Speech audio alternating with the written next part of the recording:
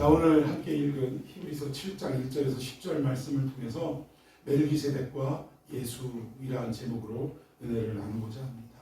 우리가 히브리서 5장을 강의할 때 그 부분을 잠시 멜기세덱에 대한 이야기를 언급한 적이 있어요.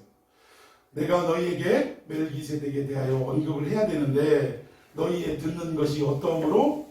둔함으로. 그래서 내가 얘기를 못하겠다 이 얘기예요. 얘기해봐야 너희들이 지금 알아듣는다 못 알아듣는다.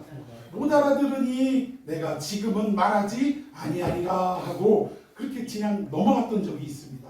근데 히브리서 기자가 계속적으로 이 편지를 받을 성도들에게 이 멜기세덱의 이야기를 안 한 것이 아니라 이제 7장에 딱 넘어오니까 드디어 멜기세덱에 대한 이야기를 지금 낱낱이 지금 기록을 하고 있더라고요.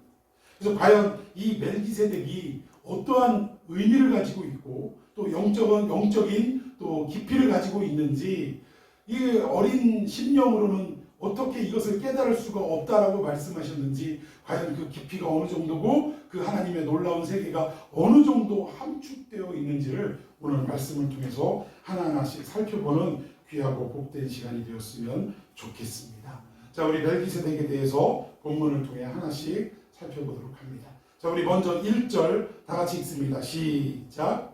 멜기세덱은 살렘 왕이요 지극히 높으신 하나님의 제사장이라.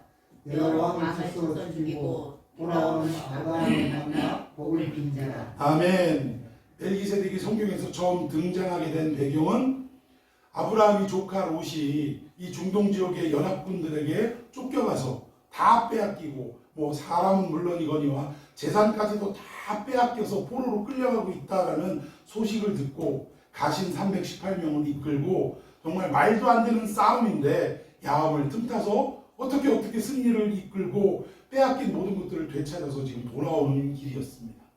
그런데 아브라함의 승리의 소식을 접한 그때 당시에 소돔 왕과 또 한 왕이 있었는데 그것이 살렘 왕 멜기세덱이 이렇게 같이 아브라함을 영접하기 위해서 나왔다는 거예요. 그런데 이 살렘 왕 멜기세덱은 세 가지를 갖추고 나왔다는 거예요.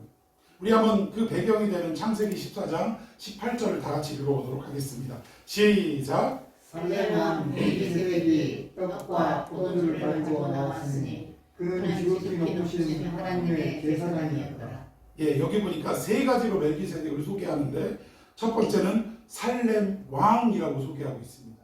그러니까 살렘이라는 왕국의 왕이라는 거예요. 근데 공교롭게도 이 살렘이 무슨 뜻이냐? 우리 이스라엘의 수도가 어디입니까?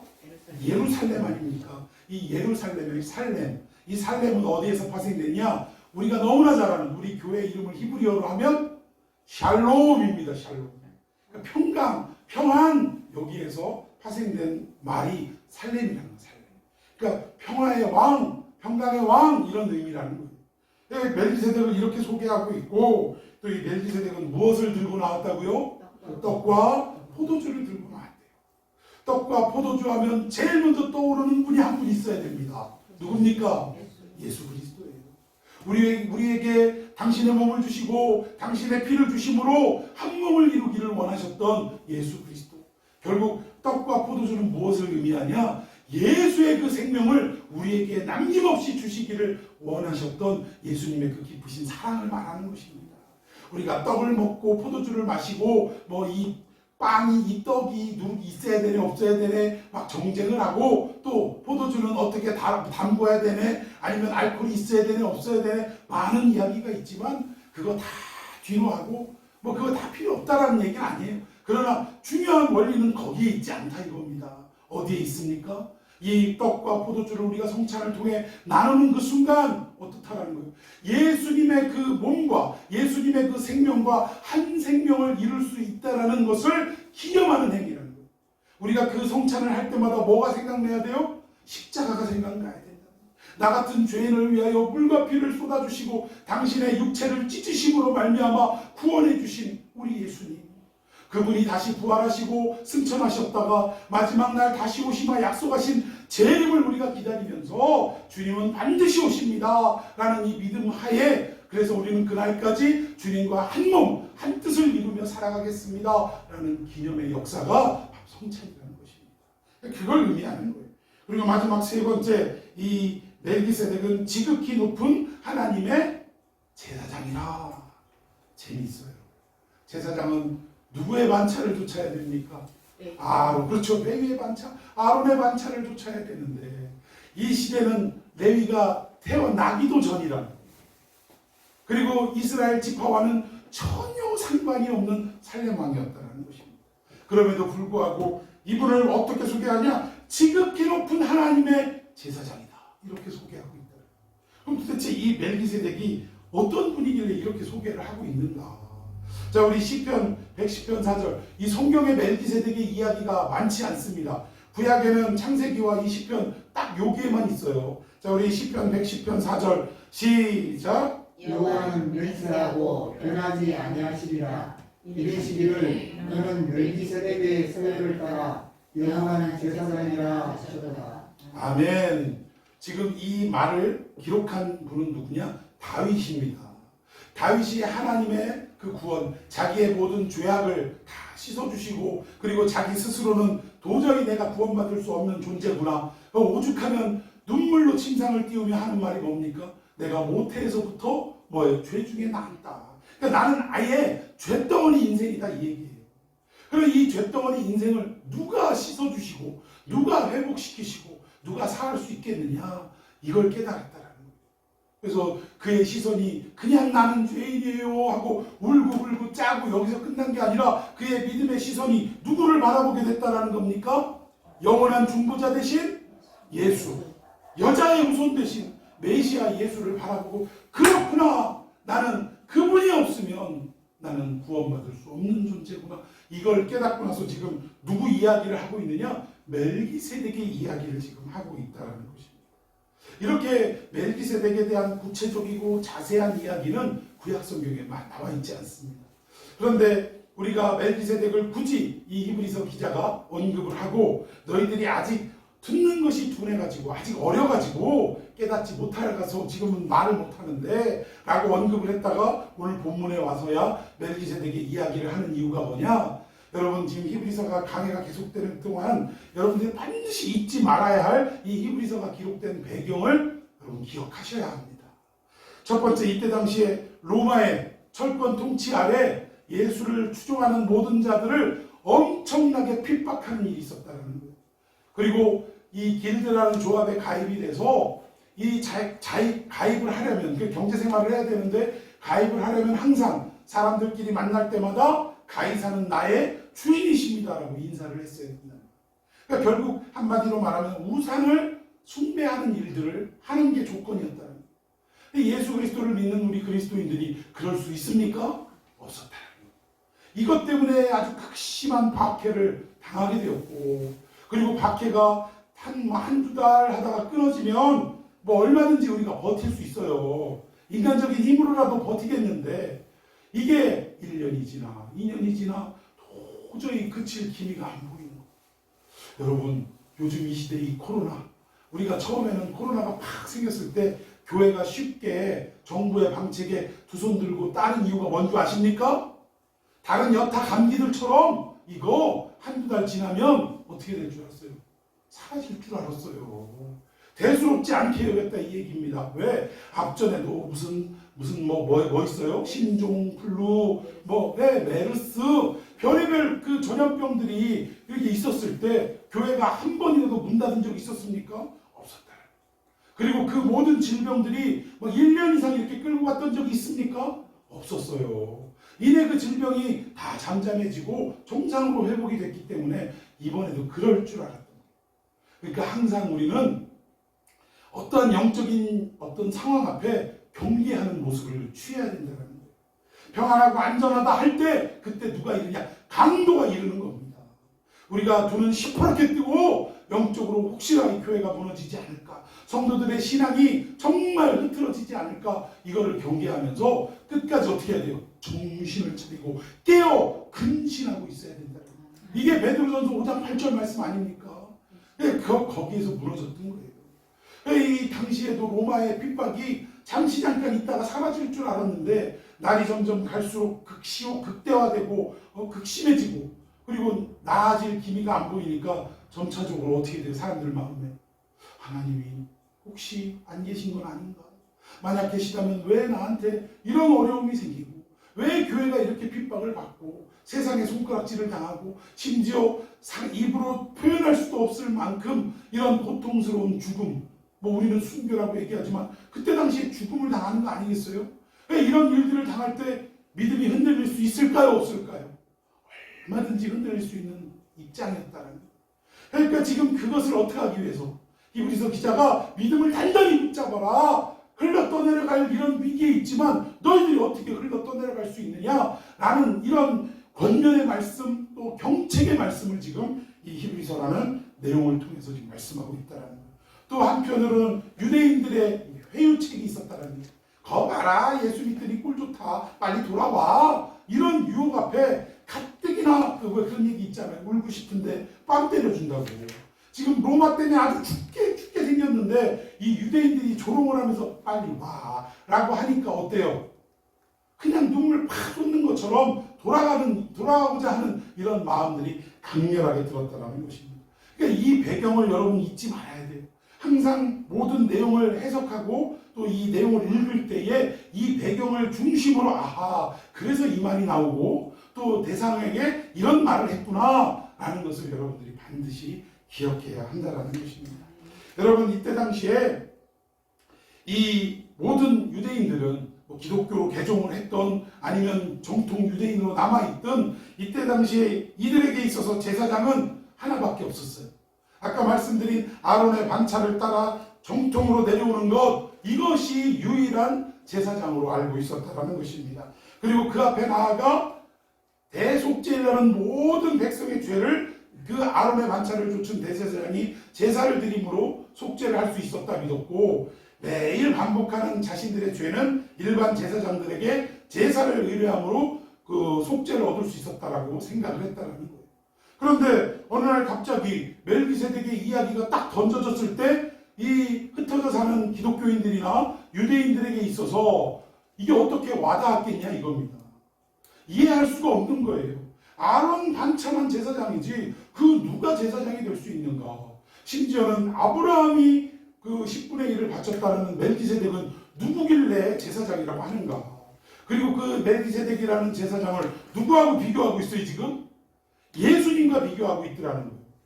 그러면서 하는 말이 이분이 진짜 대제사장이다, 이렇게 얘기를 하는 것입니다. 그러면 유대인들의 어떤 통념 속에 아론 반차를 좇은 사람들 외에는 제사장이 없는데, 그러니까 레위 지파에서만 제사장이 나오는데 예수님은 무슨 지파였어요? 유다 지파잖아요. 유다 지파에서 제사장이 나올 수 있습니까? 없습니까? 그러니까 이해할 수가 없는 거예요. 그러니까 멜기세덱의 이야기와 함께 예수님을 비교하면서 아무리 전해도 이들의 이 기본적인 사고 속에서는 이게 이해가 될 수 없었다라는 것입니다. 아니 도대체 유다 지파가 어떻게 대제사장이 될 수 있느냐? 심지어 멜기세덱을 얘기하면서 아브라함의 후손도 아닌 이 사람이, 아니 아직 레위는 태어나기도 전인데 이 아브라함의 허리에 있는 그 레위가 어떻게 그 제사장보다 낮을 수 있느냐? 어떻게 그 사람이 더 멜기세덱이 뛰어날 수 있느냐? 이거를 지금 의심하고 이해를 할 수 없는 상황이었다는 거예요. 지금 그것을 히브리서 기자는 하나씩 소개를 하고 있다는 것입니다. 이 아브라함이 멜기세덱에게 뭘 드렸다고요? 10분의 1을 드렸다. 우리가 너무나 잘 알고 있는 내용입니다. 자, 그렇다면 우리가 누군가에게 10분의 1을 드릴 때에 10분의 1을 받는 분이 높습니까? 10분의 1을 드리는 분이 높습니까? 당연히 받는 분이 높은 거예요. 그러니까 아브라함보다 멜기세덱은 어떤 분이에요? 높은 분이라는 거예요. 아브라함과는 좋게 비교할 수 없는 높은 분이 멜기세덱이다. 그리고 그분은 지극히 높으신 하나님의 제사장이다 라고 지금 소개를 하고 있는데, 도무지 유대인들은 감도 안 잡히는 거예요, 이 말이.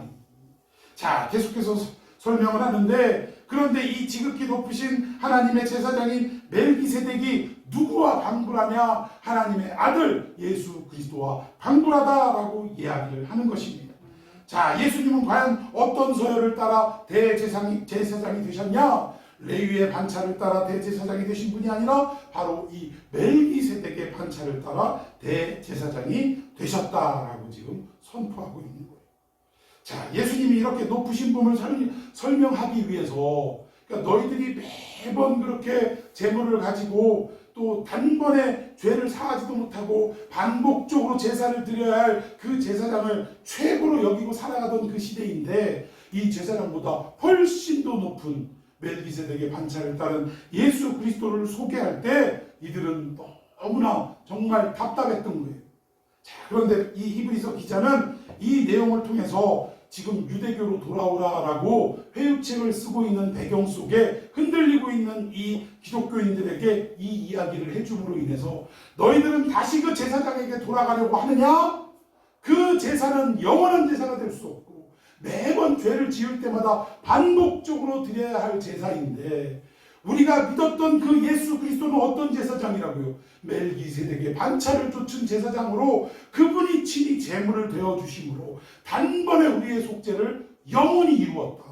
두 번 다시 제물을 가지고 하나님 앞에 속죄 제사를 드릴 이유가 사라지게 만드신 장본인이 바로 예수님이시다. 그러니 너희들 어떻게 하라는 거예요? 유대교로 돌아갈 생각을 아예 하지 말라. 이게 지금 히브리서 기자가 하고 싶은 얘기입니다. 그래서 누구를 언급했다고요? 멜기세덱을 끄집어냈다는 거예요. 너희들이 최고라고 여기고 또 유대교에서 돌아오라 회유책을 펼치고 있는데, 그 유대교가 자랑하는 제사장은 온전한 제사장이 될 수 없고 그들 역시 죽음 앞에 어떻게 해요?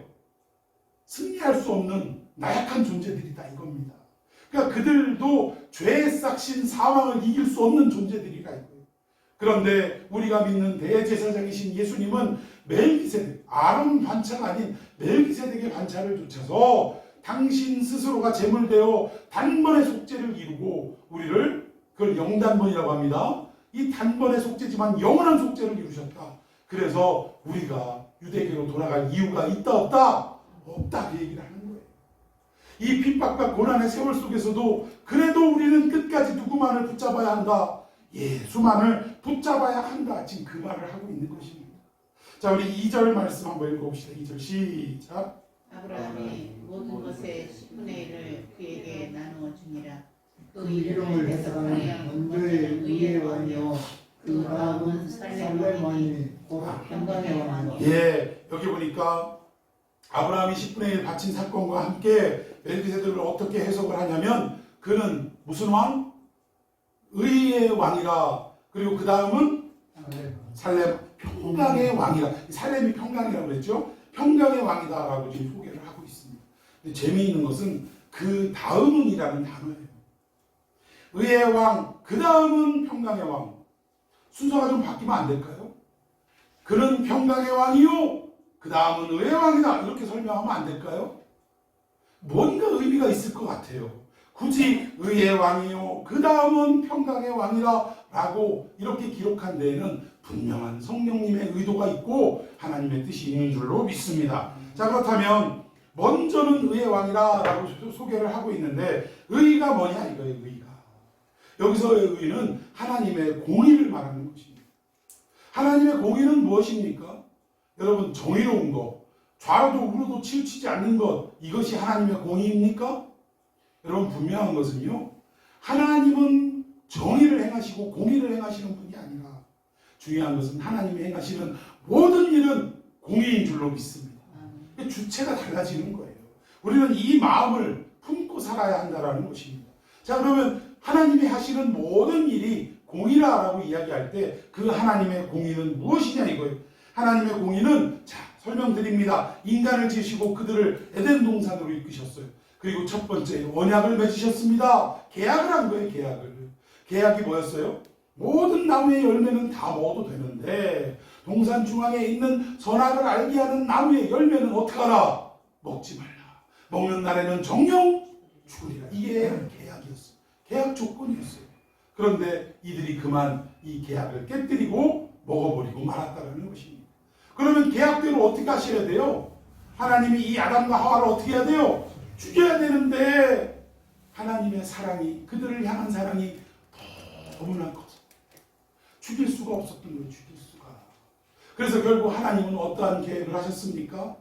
이들을 죽이는 걸 대신 누구를 죽이기로 작정하신 거예요? 당신의 아들 독생자를 육신을 입고 이 땅에 보내셔서 인간의 모든 죄악을 떠안고 대신 죽는 것을 하나님은 계획하셨다는 것입니다. 여러분, 이게 하나님의 공의예요. 하나님의 공의. 하나님은 단 한 번도 우리에게 야, 너 죄인, 너 이제부터는 죄 없다고 하자, 야, 없던 걸로 퉁치자, 이렇게 하시는 분이 아니라는 거예요. 이게 하나님의 공의입니다. 너희들은 죄인이고 그 죄의 대가로 너희들은 죽을 수밖에 없는 상황인데 내가 너희를 너무나 사랑하여 죽일 수가 없으니 대신 누구를 죽이겠다는 거예요. 예수, 내 아들 독생자 예수를 죽이겠다. 이것이, 그러니까 우리가 얻은 구원은요, 우리 입장에서는 값없이 주신 은혜라고 이야기하지만 여러분, 우리의 속죄가 값이 없습니까? 값 없는 거 아니에요. 이건 세상의 어떤 것도 견줄 수 없는 예수의 생명값을 지불하고 우리가 대신 살아났다는 것입니다. 여러분, 이것이 어찌 값없다라고 이야기할 수 있습니까? 하나님 입장에서는 우리에게 어떤 조건을, 요구를 하지 않으시고 그냥 무상으로 주신 것이지만, 하나님 입장에서는 그래서 값없이 주었다라고 말씀하시지만 우리 입장에서는 이걸 값없다, 공짜다, 가치가 없는 거다, 이렇게 받아들여서는 안 된다는 거예요. 아무 때나 우리가 주님 앞에 나가서 주님 용서해 주세요, 나 예수님 믿습니다, 이렇게만 한다고 해서 해결이 되는 이런 싸구려 구원이 아니라는 것입니다. 우리 하나 살리자고 예수님이 대신 죽은 것, 이것이 어디에서 이루어졌어요? 십자가에서 이루어졌다. 이것이 하나님의 공의인 줄로 믿습니다. 그래서 이 멜기세덱을 설명할 때 예수님을 예표하면서 지금 설명하는 것인데, 그분의 첫 번째가 먼저는 뭐예요? 의의 왕이시다.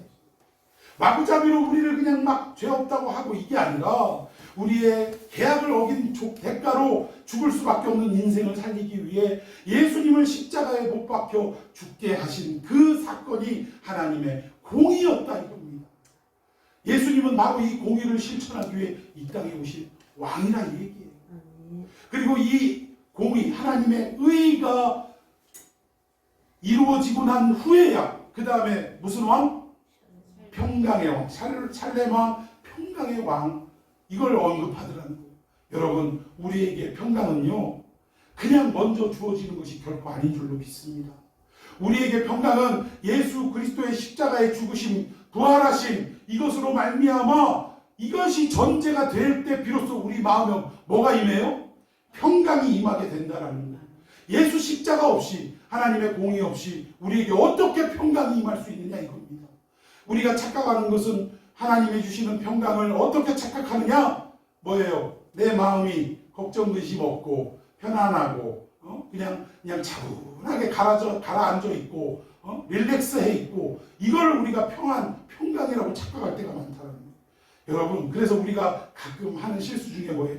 어떤 문제를 놓고 막 기도를 막 세게 했더니 뭐 어떻게 됐다고요? 내 마음에 평안한 게, 이거는 하나님이 들어주신다고 응답하신 거요 라고 할 때가 있습니까? 없습니까? 물론 하나님이 우리에게 들어주신다라는 징표로 우리에게 평안을 주실 때가 있어요. 그 걱정, 근심, 불안이, 초조함이, 두려움이 다 사라지게 하시는 때도 있습니다. 또 그리고 대체적으로 그렇게 하세요. 근데 중요한 것은 그렇다고 해서 반드시 하나님이 원하시고 하나님이 응답하신다라는 것은 아니라는 거예요. 우리가 그런 상황에 처해 있을 때 기도하는 것은 사람들한테 내 마음이 평안한 거 보니까 이거 됐어! 뭐 이렇게 얘기할 게 아니라, 이런 불안에 떨 수밖에 없는 상황 속에서 평안을 주신 하나님께 얼마나 감사한지 모르겠다고, 하나님이 어떻게 이끌어 가실지는 모르지만 하나님이 역사하시는 그대로 우리는 어떻게 해요? 그냥 따른다라는 마음으로 평안함을 주시는 건 어떤 상황이 와도 극복하게 하시려고 하나님이 주신 선물인 것 같다, 이렇게 받아들이고 나아가야지. 그래서 예를 들어서 우리가 지금 우리 집사님 지금 한 며칠 지금 병원에 입원하셔서 각종 검사를 하시기까지 두려웠어요, 안 두려웠어요? 그리고 얼마나 기도를 했겠어. 하나님 이번만 건강을 주시면 아마 했을 것 같아. 예? 그런데 그러다가 이 불안 가운데 있는데 막 기도하다 보면 어느 순간인가 마음의 평안이 주실 때가 있어요. 그런데 평안을 주셨다고 해서 이 질병이 깨끗하게 낫게 하겠다라는 하나님의 응답은 아니라는 거예요. 그런데 이런 평안함을 주실 때 어떤 이유냐? 두 가지입니다. 하나는 깨끗하게 치유해 주시기 위해서 평안을 주시는 케이스가 있고, 또 하나는 우리가 감당하지 못할 결과를 듣게 되는데 이것을 묵묵히 이겨낼 수 있는 그러한 상태를 허락해 주시기 위해 마음의 평안을 주실 수 있다는 거예요. 그리고 우리는 살아서 하나님께 영광으로 살아야 되고 죽으면 죽음으로 하나님께 영광을 올려드리는 인생을 살아가는 이 자세가 우리는 되어 있어야 한다는 것입니다. 뭐가 우리가 육신적으로 좀 잘 풀리면 하나님이 역사하셨다고 그냥 오두방정을 떨면서 그냥 촐랑거리고 조금만 어려우면 왜 이러시냐고 막 난리를 치고 이런 게 신앙의 어린 부분이에요. 그러니까 우리는 오늘 이 말씀을 통해서 하나님이 먼저 공의를 베푸시고 그 십자가를 우리가 믿음으로 말미암아 무엇을 얻을 수 있다? 평강을 얻을 수 있다는 거예요. 이 순서가 중요하기 때문에 그래서 우리는 아무 때나 마음의 평안을 논할 것이 아니라 우리가 십자가의 그 공의를 믿고 영접할 때에 비로소 우리 마음에 세상이 줄 수 없는 평안이 임하게 된다라는 이 하나님의 원리를 오늘 깨달아야 할 줄 믿습니다. 여러분, 하나님이 처음 인간을 만드시고도 내부신 게 뭐예요? 하나님의 숨이었다는 거예요. 그런데 하나님이 숨을 내쉬는 이 역사가 신약에도 나타납니다. 언제요? 부활하신 예수님이 숨어있는 제자들에게 갑자기 짠 하고 나타나시더니 첫 일성이 뭐였어요? 숨을 후 하고 부르시면서 뭐 하라고요? 평강이 있을지어다. 너희에게 평강이 있을지어다. 이 말씀을 하셨다는 거예요. 결국 평강은 언제 이루어질 수 있느냐? 예수님이 십자가에서 죽으신 그 공의가 이루어졌을 때. 여러분, 십자가상에서 예수님이 7마디 말씀을 하셨는데 그 중에 뭐 다 좋으신 말씀이고 다 은혜되는 말씀이지만 앞권의 말씀이 뭔지 아십니까? 다 이루었다 그거예요. 하나님의 공의를 내가 여기서 다 이루었다. 테텔레스타이. 여러분, 이 말은 어디에서 쓰인다고 제가 얘기했죠? 장바닥에서, 시장바닥에서 서로 거래를 할 때 돈 거래가 이렇게 물건을 사고 이렇게 돈을 딱 지불하면 뭘 끊어줘요? 영수증을 끊어준다고 그랬잖아요. 그럼 영수증을 받는 그 순간 모든 거래는 어떻게 된 거예요? 완료가 되는 것입니다.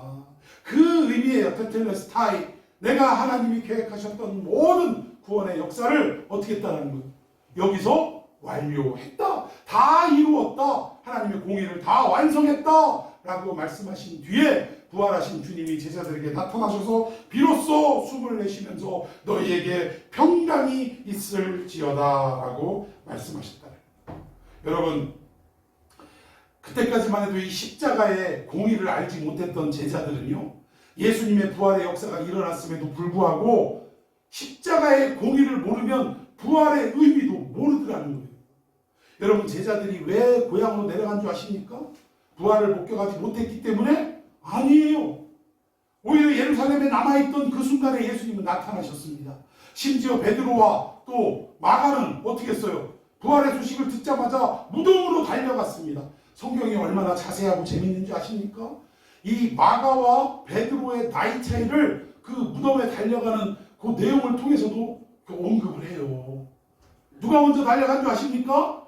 무덤에 누가 먼저 도착한 줄 아세요? 마가가 먼저 도착을 해요. 아니, 같이 출발했는데 달려가가지고 막 그 무덤으로 도착을 했는데 마가가 먼저 도착을 하고 뒤늦게 누가 도착을 해요? 베드로가 도착을 해요. 왜 그랬을까? 베드로는 나이가 있으니까, 그리고 마가는 젊디 젊었으니까. 이런 구절절한 내용까지도 사실은 눈을 열어보면 다 자세하게 소개하고 있다는 것입니다. 그런데 아무튼 부활의 주님을 예루살렘에서 목격했던 제자들임에도 불구하고 이 십자가의 공의를 모르니까 부활의 의미도 없었던 거예요. 부활? 그게 뭔데? 부활하시면 뭔 소용이 있어? 또 잡혀가고 어떻게 돼? 그렇게 맥없이 죽을 게 뻔한데.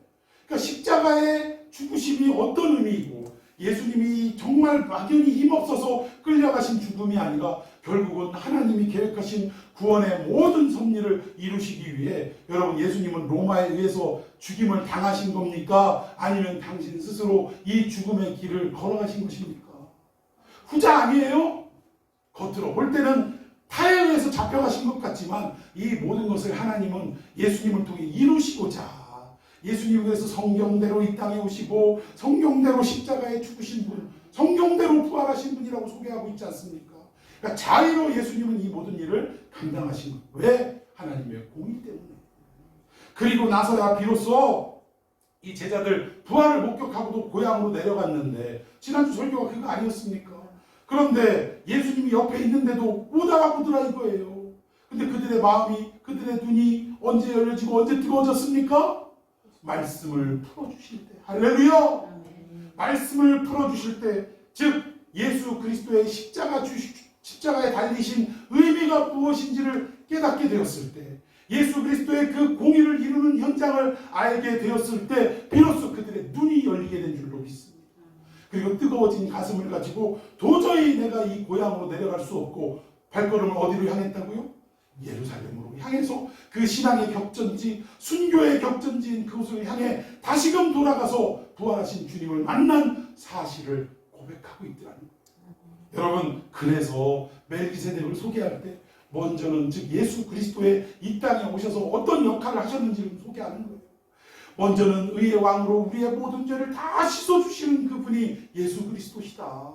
그리고 그분만이 이 고통스러운, 이 괴로운 로마의 압박 속에서도 지금 로마가 최고의 통치 권력을 가지고 심지어는 황제가 신이라고 이야기하지만 우리에게 빵빵빵 기독교인들 사형이라고 언도를 내리지만, 그러나 진짜 힘을 가진 통치자, 진짜로 우리를 다스리시는 그 왕은 우리에게 어떻게 하신다는 거예요? 평강을 주시더라 이거예요. 사형 빵빵빵이 아니라 도리어 사형받은 우리들에게, 언도를 받은 우리들에게, 아니다, 내가 너희에게 무엇을 주리라? 평강을 주리라. 할렐루야. 이분이 우리가 믿는 예수님이라 그거예요. 그러니 너희들 제발 로마의 핍박 때문에 흔들리지 말고, 믿음에서 떨어지지 말고, 유대인의 유혹 속에 너희들 넘어가지 마라. 끝까지 누구만을 붙잡아라? 예수만을 붙잡아라. 그분이 의를 이루신 분이시고 마침내 우리에게 평강을 주신 그분이시다라고 지금 설명을 하는 것입니다. 여러분, 숨을 내쉬면서 제자들에게 너희에게 평강이 있을지어다, 이 행위는 아까 누구의 행위와 같다고 그랬어요? 인간을 지으시고 그 코에 숨을 불어넣으신 하나님의 창조의 행위와 같다. 지금 예수님이 제자들에게 호 하면서 평강이 있을지어다, 이 말은 이 제자들, 쓰러지고 무너지고 고장난 제자들을 어떻게 하시는 거예요? 다시금 재창조하시는 역사라는 것입니다. 너희들은 무너지고 쓰러지고 아무것도 하지 못하는 인생이지만 내가 너희를 어떻게 하리라? 다시 고장난 너희를 고치리라, 다시 새롭게 만들리라 라는 예수님의 의지가 들어간 표현이 숨을 내쉬며 너희에게 평강이 있을지어다. 그와 함께 또 뭐예요? 가라사대 너희에게 너희가 성령을 받으라, 이런 말씀하셨다. 성령이 곧 하나님의 숨 아니겠습니까? 여러분, 이 멜기세덱을 통해서 정말 소개하는 의의 왕, 먼저는 의의 왕, 둘째는, 나중은 살렘 왕, 이 순서를 여러분 결코 잊지 마시기를 바라겠습니다. 이 예수님이 우리를 구원하시는, 또 우리를 재창조하시는 이 모든 역사를 지금 소개하고 있는 내용이에요. 여러분, 2000년 전에 이 얘기를 할 때 정말 유대인들이 이걸 알아들었을 수 있었을까요? 앞에 온전히 막 두려워갖고 이거 그만둬야 돼, 말아야 돼, 이 고민을 하고 있는 유대인들, 아니 기독교인들에게 이 멜기세덱을 아무리 떠들어봐야 알아들었을까요? 못 알아듣는 거예요. 조금 내용이 심오하고 어렵지 않습니까? 예. 그 이걸 갖다가 아무리 막 갖다 알려줘도 그거 뭔 소리예요? 지금 내가 밥 먹고 밥 세끼 먹고 살기가 어려운데 이런 상황인 걸 뻔히 아니까 히브리서 기자는 그때 하지 않고 그 다음에 더 예수에 대해서 더 이게 레위보다도 더 나으신 분 막 이러면서 여러 가지 모양으로 예수님을 소개하고 난 뒤에 결정적으로 멜기세덱의 반차를 쫓은 그분이시다. 그분이 십자가에서 공의를 이루셨고 그리고 우리에게 평강을 허락하시는 분이시다 라고 하니까 그제서야 알아듣고 뭐가 나오는 거예요? 아멘이 나오는 거예요. 아멘이. 참 눈치도 없으시고 그래야 아멘이 나온다는데도 그냥 아무 소리도 안 하고 계시네. 할렐루야. 예, 우리가 믿는 주님이, 예수님이 바로 이러한 분이시라는 사실입니다. 자, 우리 3절 읽어봅시다. 시작. 아버지도 없고 어머니도 없고 족보도 없고 시작한 날도 없고 생명의 끝도 없어 하나님의 아들과 닮아서 항상 제사장으로 있느니라. 예, 지구상에 이런 사람 있나요? 아버지도 없고 어머니도 없고 족보도 없고 시작한 날도 없고 생명의 끝도 없는, 그리고 마지막 결정타로 하나님의 아들과 어떻게 해서 닮아서 누구를 예표하는 겁니까? 예수님을 대표하는 거예요.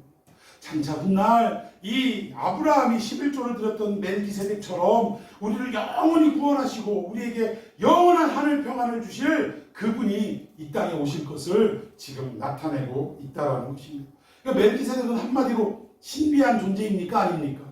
인간의 언어로는 설명이 다 될 수 없는 그런 신비한 존재라는 거예요. 그런데 예수님도 이런 신비한 존재 아닙니까? 여러분, 우리가 신앙고백 할 때마다 동정녀 마리아에게 어떻게 하셨다고요? 믿으세요? 아멘. 예, 우리 믿긴 믿죠. 근데 이해가 되세요? 설명할 수 있습니까? 어떤 논리로 뭐 이걸 어떻게 남자를 알지 못한 여자를 통해서 아이가 나올 수 있는가? 참 웃기는 게 시간이 많이 갔지만 김승학 씨가 그 떨기나무라는 책을 쓴 것이 모든 내용을 살펴보면 앞서 뭐 자칭 고고학자라고 얘기하는 론 와이어트라는 그 사람이 있어요. 이건 뭐 우리 그 고고학자들 사이에서 기독교 고고학자들 사이에서는 그냥 사기꾼으로 통용이 되는 사람입니다. 근데 이 사람이 주장한 게 뭔 줄 아세요? 예수님이 십자가 지는 현장을 발견했대요. 그리고 그 예수님의 흘렸던 피가 그 땅 밑으로 들어가서 그 밑에 지하에 딱 가보니까 그 지하에 뭐가 있어요? 법궤가 있더래요. 법궤가. 근데 거기서 뭔가 이게 피에 얼룩진 그런 것들을 이렇게 채취해가지고 이거를 피 검사를 했는데 우리 인간은 XY 염색체를 그러니까 아버지 북의 염색체와 목의 염색체를 가지고 있는데 세상에 이 피를 검사해봤더니 목의 염색체는 있는데 뭐가 없어요? 북의 염색체가 없대.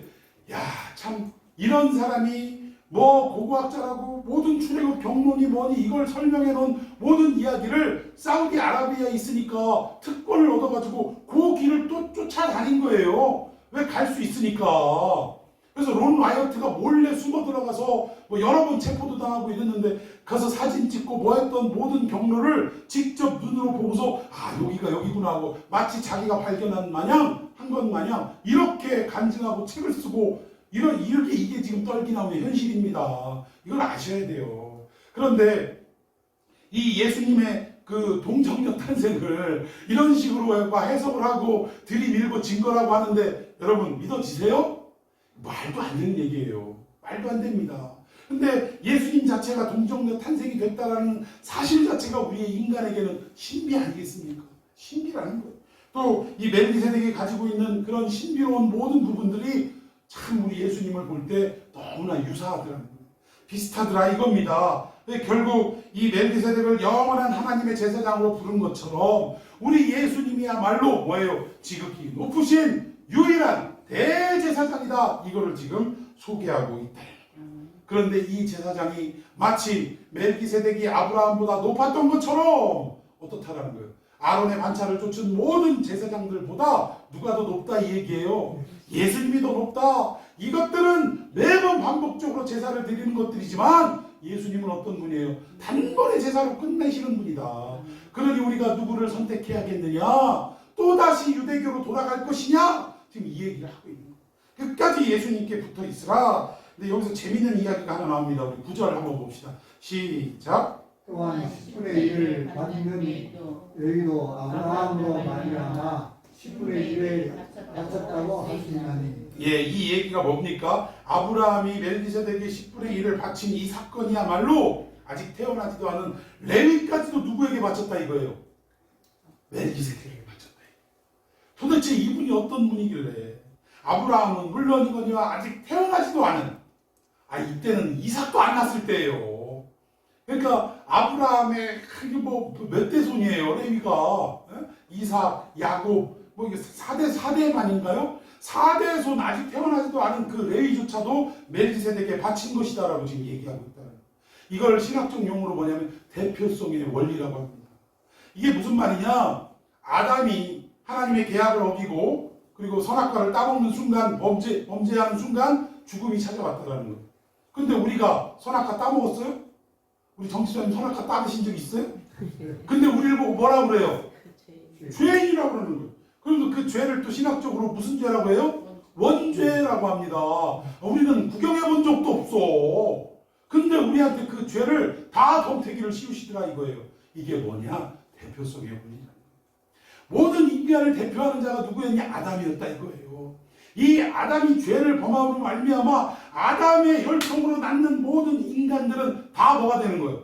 죄인이 된다 이 얘기입니다. 그런데 둘째 아담으로 오신 예수님이 모든 인류의 죄악을 뒤집어쓰고 십자가의 죽으심으로 말미암아 우리의 모든 죄악, 즉 사망의 종로로 타던 우리의 삶이 어디로 바뀌어진 거예요? 생명으로 바뀌어지게 된다. 이거 역시 대표성의 원리라는 것입니다. 또 부활하신 우리 예수님, 그분을 뭐라고 하냐? 부활의 첫 열매라고 하시고, 첫 열매라고 말씀하시는 이유는 이 첫 열매 다음 무슨 열매? 둘째 열매, 셋째 열매, 넷째 열매가 계속적으로 있을 것을 의미하는 것입니다. 그러면 결국 예수의 그 부활도 누구에게 미친다라는 거예요? 우리의 부활이 될 수 있다 그 얘기 아닙니까? 그걸 말하는 거예요. 이게 대표성의 원리라는 것입니다. 그러니까 아브라함이 11조를 멜기세덱에게 바쳤지만 그러나 아직 태어나지도 않은 아직 아브라함의 허리에 있는 레위도 결국 멜기세덱 앞에 11조를 바친 것과 동일하다 이 얘기입니다. 결국 멜기세덱이 아브라함보다 높을 뿐만 아니라 레위 제사장들보다 훨씬 더 높은 분인데 지금 이 멜기세덱은 누구를 나타낸다? 예수님을 나타내고 있지 않느냐? 지금 이걸 얘기하는 거예요.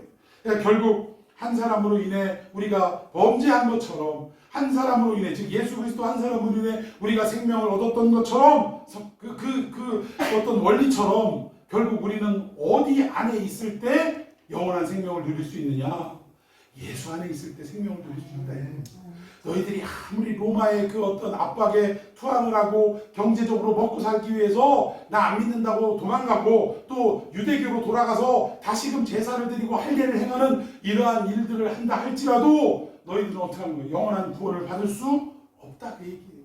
어디만이 구원을 받을 수 있느냐? 예수 안에 우리가 있을 때만이 구원을 받을 수 있다. 마치 아브라함의 허리에 레위가 온전히 드려졌던 것처럼 우리도 예수 안에 드려질 때, 예수 안에 거할 때 비로소 영원한 구원을 받아 누릴 수 있다 이 얘기입니다. 그런데 너희들이 지금 로마 때문에 기독교를 포기할래? 유대교의 회유 앞에 기독교를 포기할래? 그럴 수 없지 않느냐 이거예요. 우리 주님만을 붙들고 예수님만을 붙들고 우리에게 영원한 구원을 주시는 그분만을 의지하여 우리가 이 한평생을 살아가자. 이 얘기가 지금 히브리서의 말씀이라는 사실입니다. 여러분 계시록 3장 20절에 볼지어다 너무나 잘하는 내용 아니에요? 내가 문 밖에 서서 두드리노니 누구든지 내 음성 듣고 문을 열면 내가 그에게로 들어가 그와 더불어 먹고 그는 나와 더불어 먹으리라. 이 말씀이 무슨 말씀이냐? 주님이 우리와 함께하고 싶어 하신다는 거예요. 그리고 우리도 우리의 삶이 소망이 뭐야 되냐? 주님과 함께하는 삶. 이러한 삶이 있을 때 비로소 우리 안에 영원한 하나님의 공의가 깨달아지고 또 하나님이 주시는 평강이 우리 안에 가득 넘치게 된다 이 얘기입니다. 그러니 우리가 어떠한 상황과 현실 앞에서도 예수를 부인할 수 없고 예수를 포기할 수 없지 않느냐 이 말씀을 하고 있는 거예요. 여러분 지금 코로나로 온 나라가 시끄럽고 온 나라뿐이 아니라 전 세계가 참 고통 중에 있습니다. 그리고 나아질 기미도 없고 심지어 백신조차도 계획된 대로도 수급이 안 돼요. 또 미리 많이 사두면 좋지 않냐라고 해서 더 이걸 계약을 하자라고 했는데 그거조차 또 아유 됐어요 하고 거부를 하는 바람에 지금 이 백신이 어떻게 될지 이 수급이 어떻게 될지 알지 못하는 상황 속에 있습니다. 이런 어려움 속에 도대체 하나님은 왜 잠잠하시는가? 도대체 한국 교회를 어떻게 하시려고 그러시는가? 걱정하고 교회를 또 떠나가려고 하시는 분들도 있고 온라인 예배 때문에 점차 교회와 멀어지는 분들도 많은 이 상황 속에서 히브리서 기자는 지금 오늘날 이 시대의 성도들에게 외치는 말씀인 줄로 믿습니다. 예수가 계시는데 코로나 때문에 지금 떠나갈래? 여러 가지 먹고 사는 경제적인 문제 때문에 떠나갈래? 그럴 수 없지 않느냐. 지금 이 말씀을 하고 있다. 오늘 이 히브리서 기자의 준엄한 하나님의 말씀이 오늘 저와 여러분에게 울리는 놀라운 복된 말씀이 되기를 예수님의 이름으로 축원해 드리겠습니다. 우리 말씀 붙들고 기도합시다. 힘들고 어려운 상황 속에서 좌절하고 이 믿음의 세계에서 떠나가려고 하는 이들에게 우리가 믿는 예수님이 어떤 분인지 바로 멜기세덱과 같은 분이 아니냐. 우리는 이 레위 반차를 좇은 이 잠시 이렇게 반복적으로 제사를 드리는 이들의 어떤 뜻을 따를 수 없고 영원히 당신 스스로 제물되어서 정말 단번에 속죄를 이루신 예수 그리스도만을 믿고 의지하고 따라가야 한다는 것을 오늘 말씀을 통해 알게 되었사오니 어떠한 어려운 현실 속에서도 주님을 바라보는 시선을 놓치지 않게 하여 주시옵시고 끝까지 주님 붙들고 바라보며 의지하는 삶이 될 수 있게 해달라고 우리 주님의 이름을 부르며 함께 기도합니다.